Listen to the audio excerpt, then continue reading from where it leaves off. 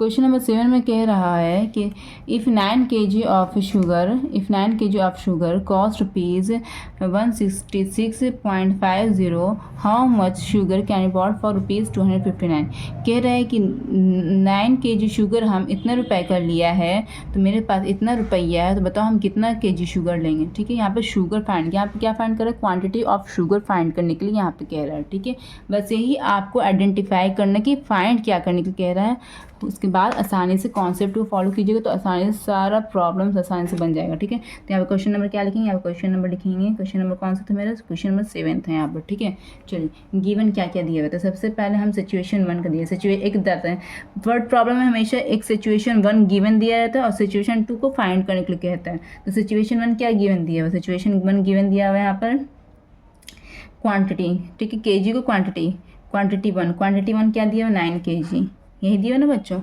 अच्छे से क्वेश्चन आप पढ़िए, उसके अकॉर्डिंगली देखिए कि कैसे मैं आगे प्रॉब्लम सॉल्व कर रही हूँ। तो क्वेश्चन नंबर क्वांटिटी 1 क्या दिया हुआ 9 kg शुगर का दिया हुआ है ना, और कॉस्ट C1 की सिचुएशन 1 का ही है। तो C1 क्या दिया हुआ, C1 में दिया 166.50, ये क्या दिया हुआ है, ये रुपीज़ में दिया हुआ है, ये क्या है रुपीज़ में दिया हुआ है। ठीक है, और सिचुएशन 2 पर आता है। सिचुएशन 2 में क्या दिया हुआ है, सिचुएशन 2 में हमको C2 दिया, मतलब कि कॉस्ट 2 दिया, मतलब कि सिचुएशन 2 का कॉस्ट क्या दिया है मैंने 455 रुपीज़। और सिचुएशन 2 का नहीं, सिचुएशन 2 में सॉरी ये नहीं दिया हुआ है, सिचुएशन 2 में कॉस्ट हमारा दिया हुआ है 259 रुपीज़, ये दिया हुआ है सिचुएशन 2 का कॉस्ट है ना। और फाइंड क्या करना के लिए, सिचुएशन 2 का क्वांटिटी ऑफ शुगर फाइंड करने के कह रहा है, जो हमको नहीं पता है, यही फाइंड करने को कह रहा है ना बच्चों। तो आगे बनाते हैं। जैसे कि प्रीवियस ये क्वेश्चन हम आप लोगों को कुछ की पॉइंट्स डिस्कस किया था, तो यहाँ पर फिर हम डिस्कस करेंगे, हर क्वेश्चन में फिर डिस्कस करेंगे, ताकि हर नए आने वाले बच्चे को मेरे चैनल पर उससे हर की पॉइंट्स की इंफॉर्मेशन मिले और उसकी अंडरस्टैंडिंग ज़्यादा से ज़्यादा डेवलप हो। तो बच्चों इसके लिए मेरे वीडियोस को ज़रूर लाइक करना, सब्सक्राइब करना और शेयर करना ना भूलना। तो यहाँ पर देखिए, यहाँ पर जो चीज़ को जो 2 सिचुएशन दिया हुआ है, सिचुएशन 1 दिया हुआ है, सिचुएशन 2 दिया हुआ है। ठीक है, तो जो चीज़ को फाइंड करने कहेगा उसको हमेशा राइट साइड लिखेंगे, ये राइट साइड होता है और ये लेफ्ट साइड होता है। तो जो चीज़ को फाइंड करने कहेगा उसको सबसे की पॉइंट 1 क्या है, जो चीज़ को फाइंड करने के लिए कहेगा उसको हमेशा राइट साइड लिखेंगे। तो ठीक है, मतलब कि क्वांटिटीज़ को हम इधर लिखेंगे, क्वांटिटी को इधर लिखेंगे, मतलब केजी वाला को इधर लिखेंगे, और जो बच गया जो गिवन है दोनों सिचुएशन में उसको इधर लिखेंगे। ठीक है, तो सबसे पहले हम लोग सिचुएशन 1 से स्टार्ट करते हैं। तो यहाँ पर क्वांटिटी यहाँ पर लिखा गया 9 kg, ये जो फाइंड करने के लिए उसको इधर लिखेंगे। ठीक है, आपको यहाँ पर कॉस्ट दिया हुआ है। अब ये सिचुएशन 1 का क्वांटिटी है, तो सिचुएशन 1 का कॉस्ट क्या है 166.50, ये रुपीज़ में। ठीक हो गया बच्चों।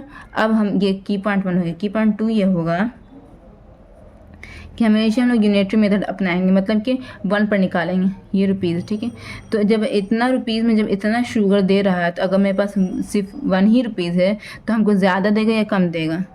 सिर्फ हम एग्जैक्ट आंसर नहीं मांग रहे, हम सिर्फ इतना अप्रोक्स आपसे पूछ रहे हैं कि ज़्यादा देगा या कम देगा। इतने पैसे में जब वो इतना दे रहा है तो 1 रुपये में ज़्यादा देगा या कम देगा, शुगर कम देगा। ऑब्वियसली मेरे पास 1 ही रुपया है तो हमको कम ही शुगर वो देगा दुकानदार। जब कम आने का चांस रहता है तो हमेशा क्या करते हैं, डिवाइड करते हैं। तो ये 9 को 9 की जगह पर लिख देंगे और डिवाइड का निशान देंगे और इसको नीचे लिख देंगे 166.50, यही था ना। चलिए अब आगे बढ़ते हैं। ये अब सिचुएशन 2, अब हम थर्ड लाइन में लिखेंगे सिचुएशन 2 का। सिचुएशन 2 का यहाँ पे कॉस्ट लिख रहे हैं तो इधर भी कॉस्ट ही लिखेंगे 259 रुपीज़ लिख दिया यहाँ पर। ठीक है, तो अब इस सेकेंड लाइन को और थर्ड लाइन को कंपेयर कीजिए। जब 1 रुपये का जब मेरे पास इतना शुगर दिया, वो 1 रुपये में जब मेरा इतना शुगर दिया तो मेरे पास अब मेरे पास 259 रुपीज़ आ गया। तो अब हमको ज़्यादा देगा या कम देगा, अब हमको ज़्यादा देगा। तो ज़्यादा आने का जब चांस रहे शुगर, जब ज़्यादा आने का आंसर चांस रहे तो हमेशा मल्टीप्लाई होता है। तो पर इसको वैसे ही उतार लेंगे, जैसे ये लिखा हुआ है ये टर्म, उसको वैसे ही उतार लेंगे, उसको कुछ छेड़छाड़ नहीं करेंगे, ये उतार लिया वैसे ही। और जब हम पता है कि ये आंसर ज़्यादा है, इससे तो ज़्यादा आएगा, इसमें जितना शुगर हमको दिया है इससे ज़्यादा इसमें शुगर देगा, तो हम मल्टीप्लाई दे दिया और मल्टीप्लाई करके ये वाला नंबर को इधर लिखना होता है। लिख दिया बच्चों, हो गया। अब देखें इसको अब अच्छे से हम लोग यहाँ पर सॉल्व करेंगे। चलिए हम लोग इसको पीछे सॉल्व करते हैं अच्छे से। 9 बाई क्या लिखा हुआ, 9/166.50 इंटू 259, यही लिखा हुआ था ना बच्चों। तो इसको सॉल्व करते, इसको सॉल्व कैसे करेंगे? तो सबसे पहले हम पॉइंट हटाएंगे। तो हम क्या बताया था आपको कि जब डिनोमिनेटर से जब पॉइंट हटता है तो न्यूमरेटर में लगता है ज़ीरो। कितना ज़ीरो लगेगा?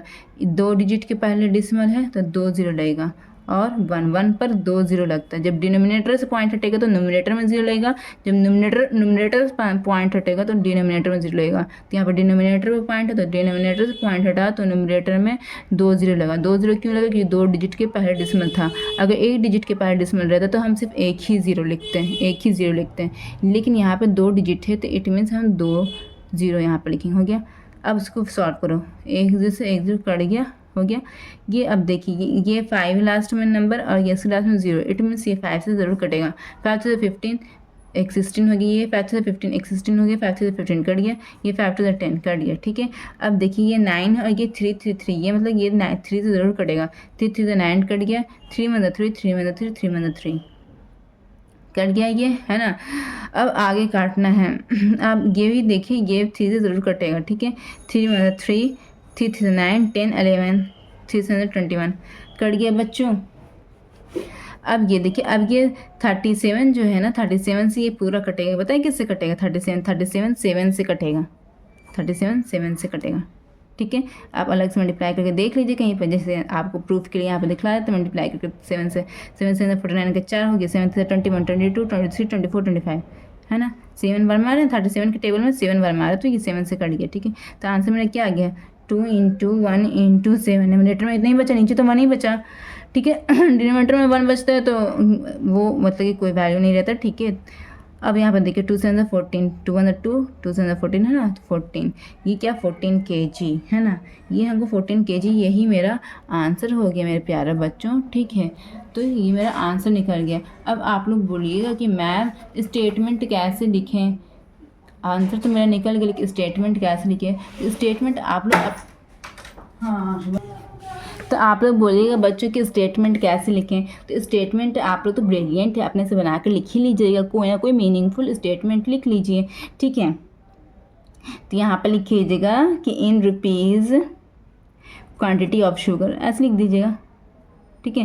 क्वांटिटी ऑफ शुगर, कोई भी मीनिंगफुल स्टेटमेंट आप आराम से लिख लीजिए, ठीक है।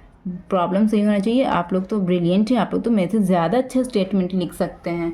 तो कोई भी मीनिंगफुल स्टेटमेंट आप लोग आराम से लिख लीजिए, ठीक है। चलिए अब हम लोग नेक्स्ट क्वेश्चन की तरफ बढ़ते हैं। मेरा ये आंसर आ गया क्वेश्चन नंबर 7 का, ठीक है बच्चों। चलिए हम लोग नेक्स्ट क्वेश्चन की तरफ बढ़ते हैं हम लोग।